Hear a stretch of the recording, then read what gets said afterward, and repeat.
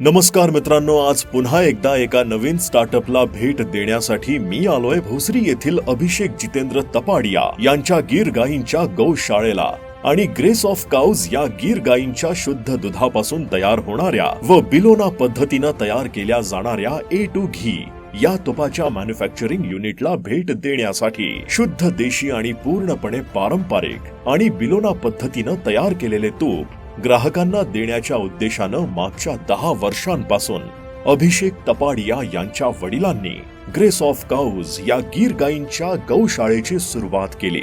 बिलोना पद्धतीनं A2 घी तयार करण्यासाठी गीर गायींचं काढलेलं दूध गरम केलं जातं, त्यानंतर ते थंड करून मातीच्या भांड्यामध्ये टाकून पारंपरिक पद्धतीनं लाकडापासून तयार केलेल्या रवीच्या सहाय्यानं त्या दुधातून लोणी काढलं जातं। काढलेलं लोणी उच्च तापमानावर तापवून त्यापासून तूप तयार केले जाते आणि उत्तम प्रकारच्या काचेच्या बॉटल्स मध्ये ते पॅकेजिंग करून कस्टमर पर्यंत पोहोचवलं जातं। या A2 तुपाला आज महाराष्ट्र भरातूनच नव्हे तर संपूर्ण भारतातून प्रचंड मागणी आहे। विशेष म्हणजे यांचं तूप संपूर्ण भारतभर होम डिलिव्हरीनं पाठवलं जातं। अधिक माहितीसाठी स्क्रीनवर दिलेल्या नंबरवर संपर्क करा।